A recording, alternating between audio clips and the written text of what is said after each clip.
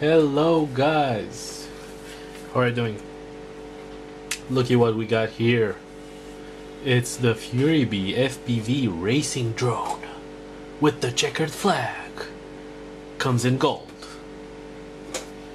Okay, this thing was sent to me by GearBest. It's a Stormer 220 BNF fly, though it says Stormore, so I don't know what that means. It's I don't know, it's something in World of Warcraft. I don't know what it is. Okay, this is just the lid. I already took the drone out. It's a 5-inch racing drone, as it looks. There we go. It's a 220 millimeter motor to motor quad, as they say, at least. Let's take it a bit step by step, and I'll tell you what I found out about this this quad. First of all, let me tell you what came in the box. It came with the antenna. It's the bind and fly version, so it comes with a receiver. It only comes with the FR Sky receiver if you want the bind and fly version. Otherwise, you can take the one that doesn't have a receiver at all, and you have to provide your own. That being said, it comes with a battery pad that is not applied. I applied this. Everything else is built up, so you don't have to fiddle with it. It comes with 2 battery straps like this. It has another one, and 2 sets of props that I'm gonna show you in a minute. Sorry about that. Those are the props, 2 of them. So they are 5-inch, 4.2-inch prop, pitch prop. So the pink, I don't know what to say about them. Haven't flown it yet. They look okay quality wise, and the plastic is pretty durable. But I don't know how well they are balanced and stuff like that. So that's a thing to take into consideration. The quad is pretty much an all-up quad. You don't need anything else to add to it, as it comes. The motors are 2308 size, 2200 kV, so it's a bit lower kV. That's because this quad is 6S capable, so you can run it on 4S, but you can also run it on 5 or 6S for that matter. Also, what it has a built-in VTX and OSD on the flight controller. So it's an F4 flight controller that has OSD built into it, and also a VTX built into it.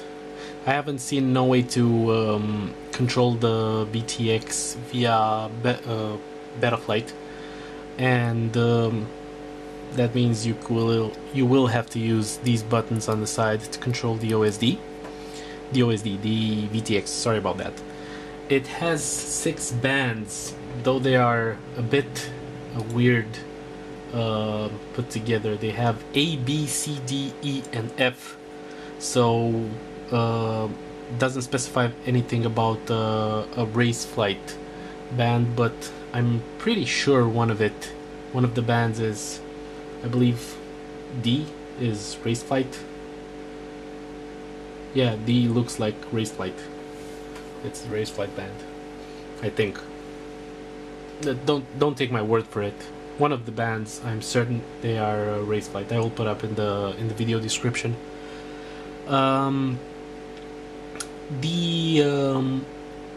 We talked about the flight controller.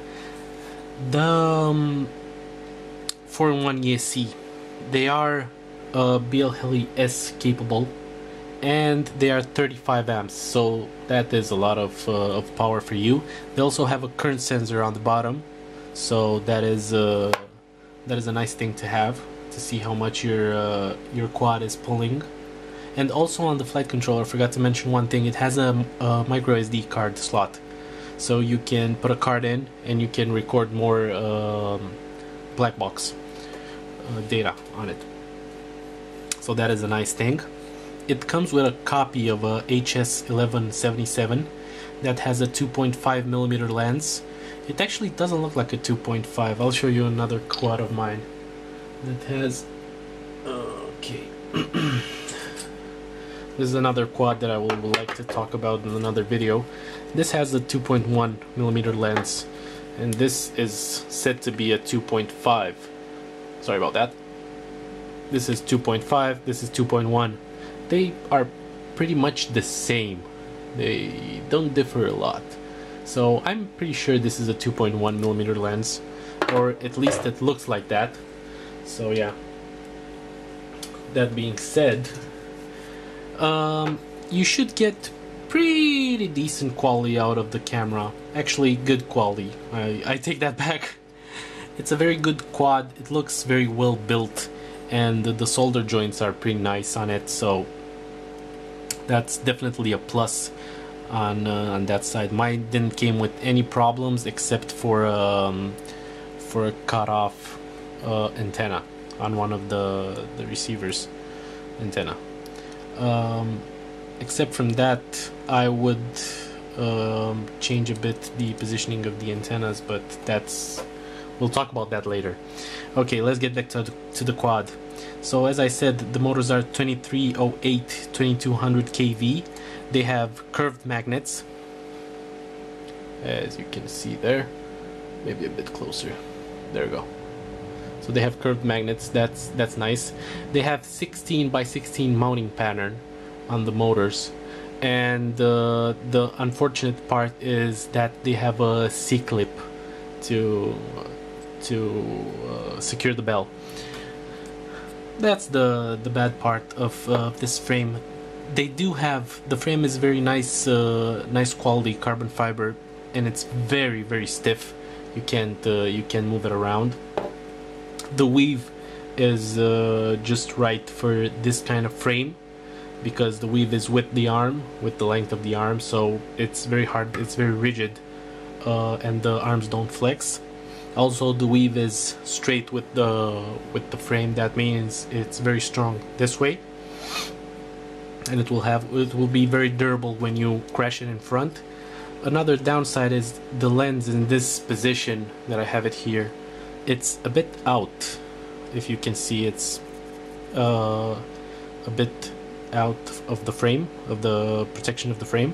So in case you hit something that goes between your motors, you will hit the camera lens. That is a downside. But if you turn it a bit upwards at a steeper pitch, it will be a bit more protected. But you would have to fly kind of that pitch. If you're racing, it's good. That's the maximum the camera can do as going up. That's about, I don't know, 40 degrees, 35, 40, something like that. I think it's plenty. The frame is very nice built, as I said before. You have a buzzer and an LED strip on the back. And mine, another thing that wasn't okay was the pigtail for the VTX. The pigtail was a bit loose, and I had to stiffen it a bit to get it to stay in place. Because once I started screwing the antenna in, it would just start spinning. So you don't want to spin that stuff inside. You're gonna break it eventually. So that's not a good thing. Other things I can say about this frame, it has the kind of lock nuts that go into the frame. As you can see here, they're not lock nuts, they're I don't know what the name of it is. They thread themselves into the frame. It's, I don't know, a thing. Okay, I can remember right now. And it's a pretty nice built frame. It comes with Betaflight 3.2.0 on it, and it's pretty standard except for the radio and the modes for the quad. It doesn't come with anything else. The PIDs are not made, so you will have to deal with that, and also you will have to deal with the rates, because the rates are standard. You have standard rates there. Everything else is standard. As you can see from the color of the prop knots, these two are counterclockwise and these are clockwise. I usually run my my props in a reverse direction, so all of my props are usually spinning this way in the front and this way in the back, so everything grass and stuff like that doesn't get on the camera lens or on the GoPro lens.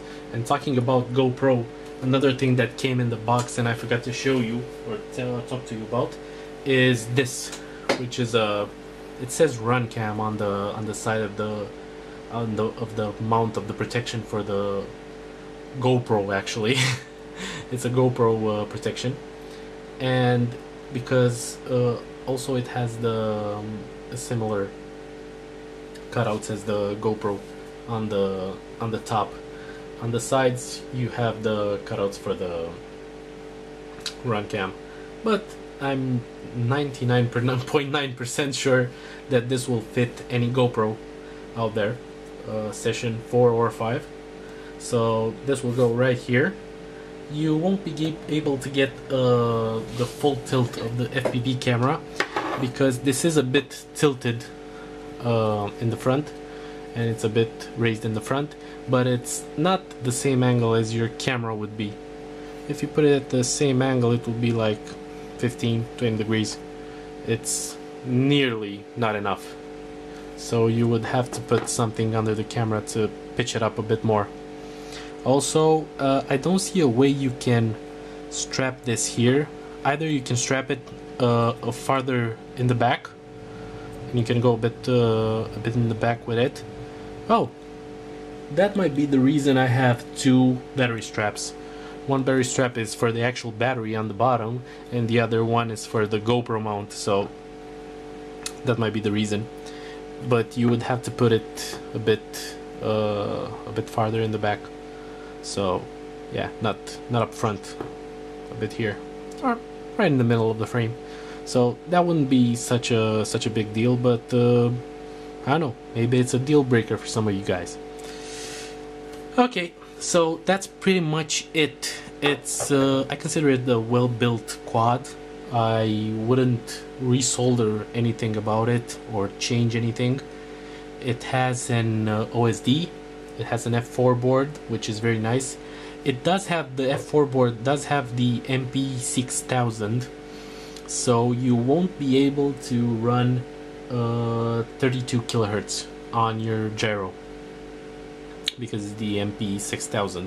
But excluding that, it's a very nice quad. It has it looks like decent parts in it.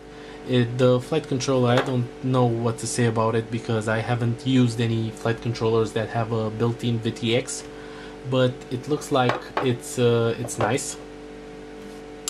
And I wouldn't want to go further than 15 minutes with this video, but I'm gonna give it a thumbs up and say it's a quad that is worth buying. And I think it would be a great flyer. It doesn't have particularly strong magnets. They're okay. They're not strong and they're not weak, but they're right in the middle somewhere. The quad is very well built, except for the small thing with the antenna and the VTX antenna and the antenna for the receiver for the remote. I didn't found anything else to be wrong with the quad. It seems like it's okay put together. Everything is neat. It powers up. I did power up a bit earlier. I will power it now for you. It powers right up. It doesn't have a problem. It doesn't have any shorts or something like that. Maybe this is just, I don't know, my luck with this quad, but I've seen Furibee and they've put out good quads, so there is no reason to not trust this one also. Okay, that was pretty much all I have to say about the quad. Thanks for watching. Don't forget to like, comment, and subscribe. I don't know if you have anything to suggest or to add to the video, just leave it in the comments. And thank you very much for watching and commenting and liking and subscribing. Have a nice day and see you the next time. Take care. Bye.